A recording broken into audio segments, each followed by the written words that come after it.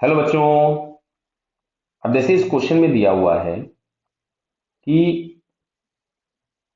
Open pipe है, resonance open pipe है, ध्यान रखना। Second harmonic whose frequency is F1, now it's one end is closed, ठीक है, एंड फ्रीक्वेंसी इज इंक्रीज। इस पे जरा ध्यान दीजिएगा, frequency is increased to F2, मतलब जो भी फ्रीक्वेंसी F2 आएगी वो F1 से बड़ी होनी चाहिए। क्या होनी चाहिए? F1 से बड़ी। तो अब देखो, यहीं से अगर हम लोग देखें तो ए और डी आंसर तो हमारे खत्म हो गए, बचता है बी और सी ऑप्शन। खैर अभी हम प्रॉब्लम सॉल्व करेंगे पूरा।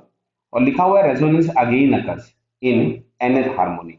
तो पूछा गया है कौन सा ऑप्शन करेक्ट होगा। ठीक है, चलिए वापस आते हैं हम लोग क्वेश्चन पे।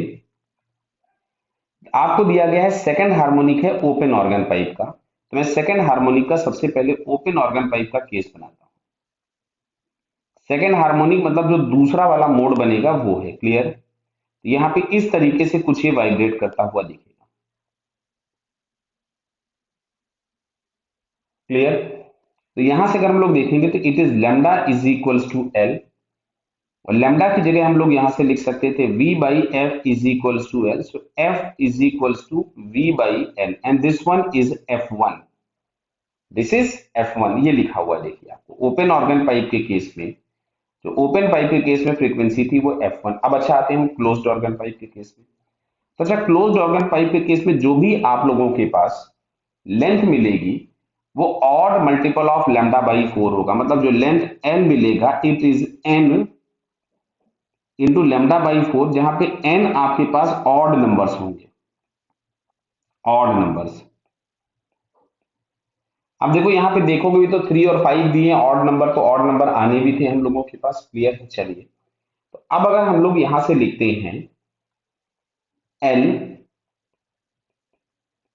n by 4 into v by F2। Clear? तो यहां से F2 इज इक्वल्स टू आप लोगों के पास मिलेगा n by 4 into v by L. अब अच्छा, जो v बाई एल है इसकी जगह मैं F1 लिख दूंगा। देखिए, यहां से F2 इज इक्वल्स टू आपको मिलता है n बाई 4 इंटू F1। ये हम लोगों को रिलेशन मिल गया। अब देखना ध्यान से, सुनना बेटा। यहाँ पे n बराबर हम 1 भी रख सकते थे, 3 भी रख सकते थे, 5 भी रख सकते थे, 7 भी रख सकते थे। तो बोला गया है frequency is increase to F2, यानी जो F2 है वो F1 से बड़ा है। तो n की जो वैल्यू रखनी होगी बेटा वो 4 से तो बड़ा वाला हमको ऑड इंटीजर रखना होगा। तो 4 से बड़ा वाला ऑड इंटीजर 5 हो जाएगा, 7 हो जाएगा। तो अब अगर हम लोग यहां से देखें तो ऑप्शंस में अगर हम देखेंगे तो ये जो n इज इक्वल टू 5, मतलब ये जो सी ऑप्शन आप लोगों को दिख रहा है, तो जो F2 हो जाएगा इसको हम लोग लिख सकते थे 5 बाई 4 टाइम्स F1। क्या इसका आंसर सर 7 बाई 4 भी F1 करेक्ट होता है? यस। क्या 9 बाई 4 करेक्ट होता है? यस। अगर वो दिए गए होते तो मल्टीपल करेक्ट क्वेश्चन हो जाता। बराबर। तो यहां से फाइनल आंसर हम लोगों के पास सी करेक्ट आया। ओके बेटा, ऑल द बेस्ट।